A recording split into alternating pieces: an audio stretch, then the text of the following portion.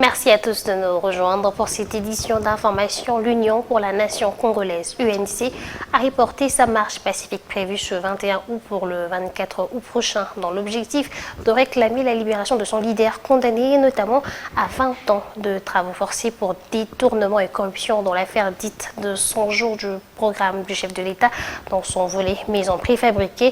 Tchotchami Kisombe, cadre à l'UNC, dénonce la condamnation de Vital Kamerhe qu'il qualifie d'injuste et de prières seront organisées pour remercier Dieu qui protège leur leader pendant ce temps difficile et s'oppose à la position des sénateurs américains qui jugent d'un signal fort dans la lutte contre la corruption la condamnation de Kamerhe. Dès lors que l'injustice n'est pas ce que doit caractériser le mode de gouvernance dans un pays, le peuple se lèvera toujours. C'est dans cette optique que l'UNC, à travers ses membres, à travers les sympathisants du docteur Vital Kamerhe et cadres, se lèveront toujours pour dénoncer, dans le sens général, pour l'injustice et dans le sens particulier pour cette injustice particulièrement visible et sans précédent que vit le président national, donc le docteur Vital Kamerhe, dans ce procès que vous avez tous constaté vide. Mais alors, l'UNC confirme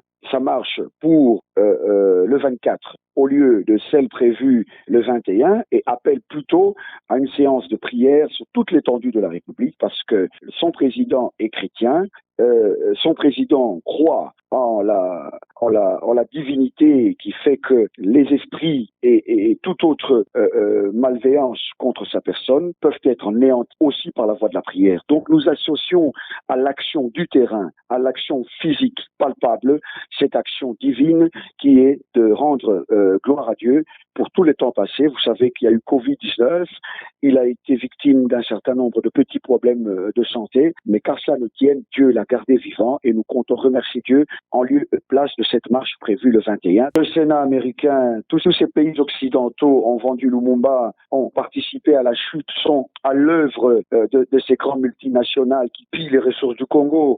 Ce n'est pas des exemples. Je condamne fermement cette façon de voir les choses, alors que sous les régimes passés, sous plusieurs cieux ici en Afrique, nous voyons comment ces mêmes Sénats américains ou ces mêmes puissances occidentales essayent d'instrumentaliser le pouvoir, mettre les peuples contre eux-mêmes pour que les pays africains n'avancent pas. Je condamne fermement. L'apport de Vital Kamerhe aujourd'hui n'est pas dénié. Vital Kamerhe est l'un des piliers de l'alternance. C'est normal qu'on s'attaque à lui parce que si on a un président vivant alors que nous sommes traités de nègres, si on a un président vivant ici dans ce pays, appelé honoraire, vivant dans ce pays, c'est bien grâce à Vital Kamerhe. Donc cela ne peut pas plaire à ces Occidentaux, cela ne peut pas plaire à ces puissances qui veulent que nous vivions continuellement comme des animaux. Donc je m'insurge en faux pour dire qu'il n'est pas question de prendre ici Vital Kamerhe comme un cobaye d'un état de droit.